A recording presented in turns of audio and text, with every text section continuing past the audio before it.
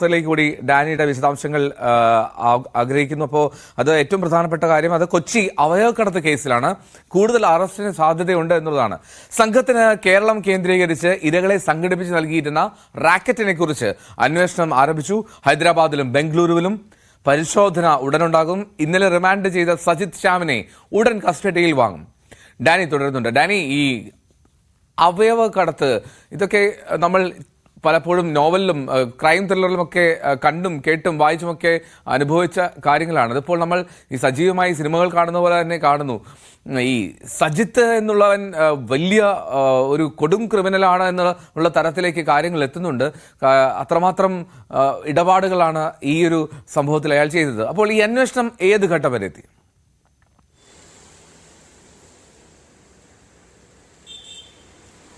എൽദോ, ഇതിലെ പല തലങ്ങളിലാണ് അന്വേഷണം പുരോഗമിക്കുന്നത്. അതിൽ ഇപ്പോൾ ചെന്നെത്തി നിൽക്കുന്നത് കേരളത്തിൽ ഈ സംഘത്തിന് വേണ്ടി ഇരകളെ സംഘടിപ്പിച്ചു നൽകാൻ സുശക്തമായ കണ്ണികൾ ഉണ്ടായിരുന്നു എന്നതാണ്.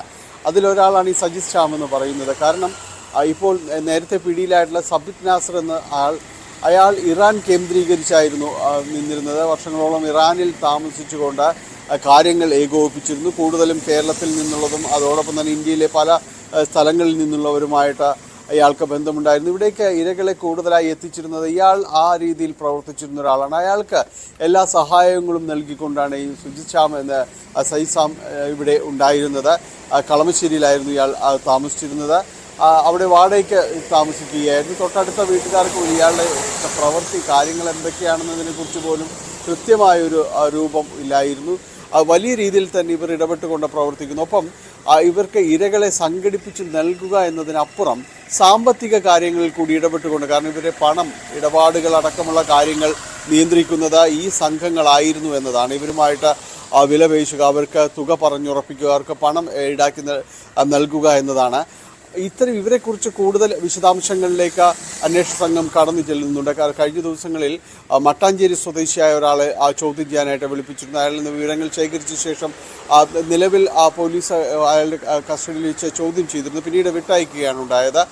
പക്ഷേ ഇതുപോലെ ഈ രീതിയിൽ പലരെയും തന്നെ ചോദ്യം ചെയ്യുന്നുണ്ട്. പ്രത്യേകിച്ച് ഈ സബിത്തിൻ്റെ ഫോൺ പരിശോധിച്ച ശേഷം കൂടുതൽ ബന്ധപ്പെട്ടത് ആരെല്ലാമെന്ന് കണ്ടെത്തിക്കൊണ്ട് അങ്ങനെ മുന്നോട്ട് പോകുന്നുണ്ട്. പക്ഷേ കൂടുതൽ ബന്ധപ്പെട്ട എല്ലാവരുടെയും തന്നെ മൊബൈൽ ഫോണുകൾ സ്വിച്ച് ഓഫ് ആണ് എന്ന രീതിയിലാണ് വന്നിരിക്കുന്നത്.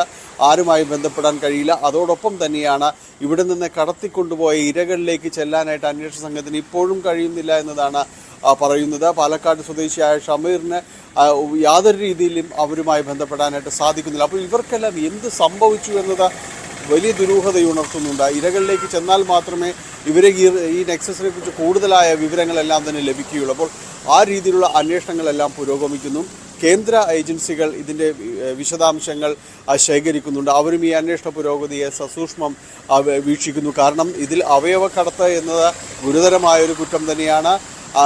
ഇരകളെ വിദേശത്തെത്തിച്ച് അവരുടെ അവയവങ്ങൾ വിൽക്കുക, അതിനുമപ്പുറം എന്താണ് ഇവർ ഈ പണസംബന്ധമായ കാര്യങ്ങൾ ഏത് രീതിയിൽ ഇടപാടുകൾ നടത്തി, അത് എങ്ങനെയാണ് അതെല്ലാം തന്നെ ഉപയോഗിച്ചത്, ആരാണ് ഇതെല്ലാം നിയന്ത്രിക്കുന്നത് എന്നതെല്ലാം ഒരുപക്ഷെ കേരള പോലീസിൻ്റെ പരിധിക്കും അവരുടെ റഡാറിനും അപ്പുറമുള്ള കാര്യങ്ങളാണ്. അപ്പോൾ കേന്ദ്ര ഏജൻസികളടക്കം ഇതിൽ വലിയ രീതിയിൽ ഇടപെടലുകൾ നടത്തും. വരും ദിവസങ്ങളിൽ നമുക്കത് പ്രതീക്ഷിക്കാം. ഇപ്പോൾ കസ്റ്റഡിയിലുള്ള സജിത് ശ്യാമിനടക്കം റിമാൻഡിലുള്ള സജിത് ശ്യാമിനടക്കം കസ്റ്റഡിയിൽ വാങ്ങിക്കൊണ്ട് വരും ദിവസങ്ങളിൽ ചോദ്യം ചെയ്യും. ശരി, ഡാനി പോളാണ് വിവരങ്ങൾ പങ്കുവച്ചത്. എന്താണെങ്കിലും ഈ അവയവക്കടത്ത് കേസിൽ കൂടുതൽ അന്വേഷണം അത് കൂടുതൽ ഇടങ്ങളിലേക്ക് ഒക്കെ വ്യാപിപ്പിക്കുന്നുണ്ട്. കൂടുതൽ സാഹചര്യം നമുക്ക് കൂടുതൽ വിശദാംശങ്ങൾ വരും ദിവസങ്ങൾ ലഭ്യമാകുമെന്ന് കരുതുകയും ചെയ്യും. എന്താണെങ്കിലും മോർണിംഗ് വൈബ്സ് ഒരു ഇടവേളയിലേക്ക് പോവുകയാണ്. വളരെ വേഗത്തിൽ തിരികെ എത്താം.